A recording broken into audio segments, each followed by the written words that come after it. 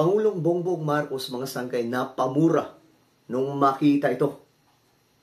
Ang tindi niyan, mga sangkay. Nakikita nyo ba? Pera po yan na nasa lamesa. Pag-usapan po natin ito. Anyway, bago tayo magtuloy-tuloy sa mga hindi pa po dyan, nakakapag-subscribe sa ating YouTube channel. Tayo po ay road to 2 million subscribers na. Kaya naman, ano pang hinihintay nyo? Makikita nyo po yung subscribe button sa baba ng video na to. I-click nyo lamang po yung subscribe, i-click ang bell, at i-click nyo po yung all. Sa mga nanonood po sa Facebook, i-follow nyo po yung ating Facebook page. Alright! Kaya na pag-usapan po natin itong matinding issue ngayon, mga sangkay. Pambihira, kahit ako nalulula po dito eh. Pambihira, tingnan po ninyo yung pera oh. Makikita nyo po yung pera, mga sangkay, na nariyan po sa lamesa na pambihira yung dami. Alam nyo, makikita nyo lamang po ito sa Google pag tinype nyo yung mga bulto-bultong pera, mga sangkay. Maglalabasan po doon. Pero sa realidad, talagang eto ang malupit. Ang tindi, mga sangkay, ng ninanakaw ng mga opisyal, no? Pambihira. At ayon po sa balita, mga sangkay, napamura o mano si President Bongbong Marcos nang makita ang limpak-limpak na pera sa mesa na pinaghahati-hatian umano sa flood control projects. Kahit naman sino, mga sangkay. Pera po yan ng taong bayan eh. Kahit sino yung mapapamura maliban na lamang po sa mga garapal na mga swapang na mga politiko. O, sila, okay lang yan. Kasi, alam niyo naman po sa ating bansa, kapag kaisa kang politiko, para ka ng boss eh. Para ka ng sinunghari. Sa ibang bansa, mga sangkay, ano yan eh. Sabi pa nga ng iba, pag sa UK daw, isa kang opisyal, ang tawag sa iyo is isa ka lang empleyado ng gobyerno. Nagtatrabaho ka lang para sa sambayanan.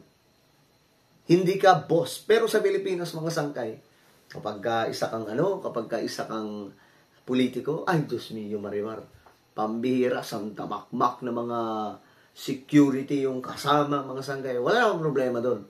Pero ang pinakamalupit, kung kung sino na. Ngayon, mga sangkay, eto nga po. Ganito pong pera ang talagang naman pinaghahati-hatian, mga sangkay, nitong mga kontraktor, mga congressman, mga senador, mga kung sino pang mga miyembro ng mga opisyal ng DPWH. Ganyan po sila. Ang lulupit, di ba? Hindi na po nahiya sa taong bayan. Pambihira. Isipin nyo yan, mga sangkay. Marami sa ating mga kababayan nagpapakahirap, nagtatrabaho, kinukuhaan ng tax. Diba? Mga taxpayers. Tapos yung tax pala nila, mga sangkay, ito lang ang nangyayari. Pinaghati-hatian ng mga buhaya. Kaya kung mga sangkay, tuwang-tuwa ako nung kinalampag ito ni PBBM. Medyo mahirap lang po ito sa part ni PBBM. Kasi ang kalaban niya po dito, sindikato. Tandaan niyo po yan, mga sangkay, hindi po yan basta-basta. Kahit po si Pangulong Duterte, hindi po kinaya yan eh. Remember, di ba, nung November 6, 2020, nagsalita po si PRRD about dyan. Pandemic yan, mga sangkay, medyo kabubukas pa lamang po ng kakalsadahan natin, pero mahigpit pa rin. Pero nung sabi ni PRRD,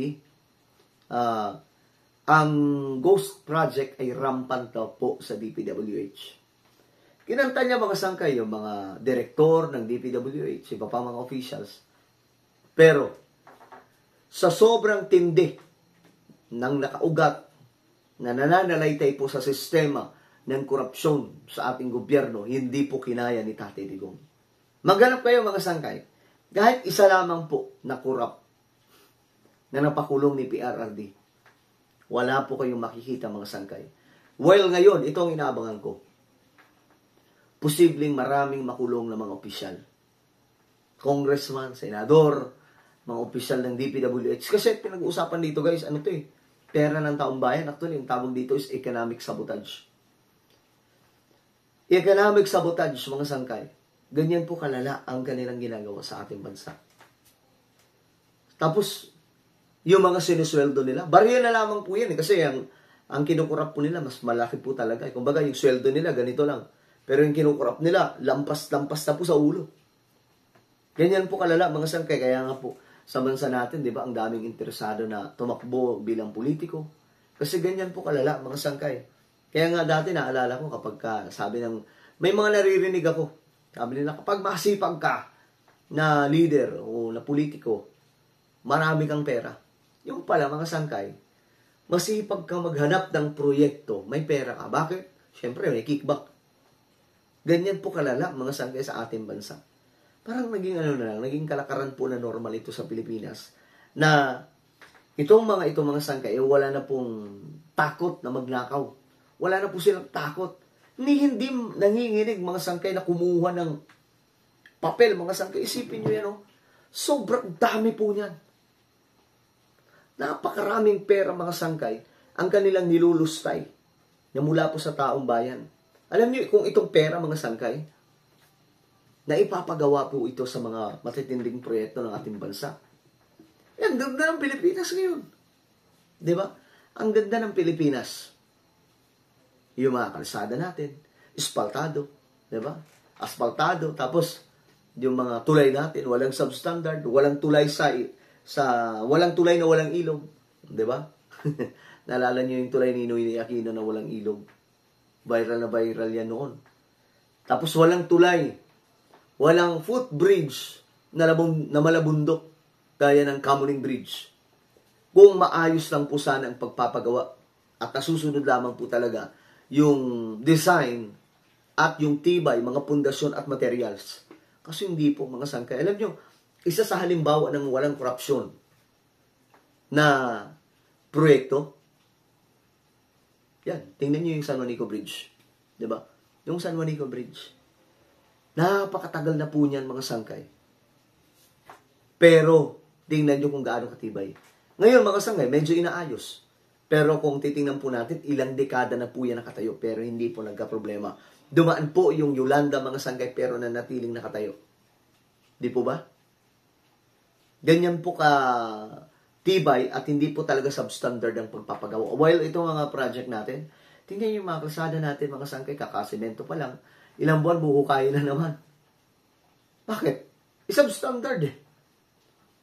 At ang nakakalungkot pa mga sangkay, yung mga ayos na, yun yung binubungkal ng mga siraulo.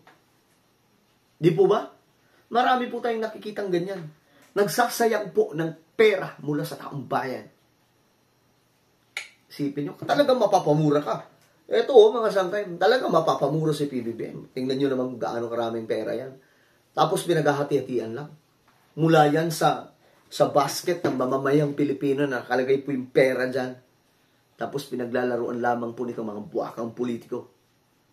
So, nakakalungkot itong realidad sa ating bansa, mga sangkay. Pero, ngayon, nagkaroon po tayo ng pag-asa kasi si PBBM, binangga po ang kanyang sariling gobyerno para lamang pumapabagsak itong mga sindikato. Alam nyo, mga sangkay, kapag nawala si PBBM, tapos di pa po ito naayos, alam nyo ano mangyayari? Happy-happy na naman yung mga loko, mga sangkay. Siguradong sigurado yan. Happy-happy na naman sila. Pag-hati-hatian na naman po nila yung pera. Ganyan kalala. Well, ano po ang inyong opinion, mga sangkay, tungkol po dito sa reaksyon ni PBBM na napamura? Comment down below. Huwag niyo po kalimutan na i-subscribe yung ating YouTube channel.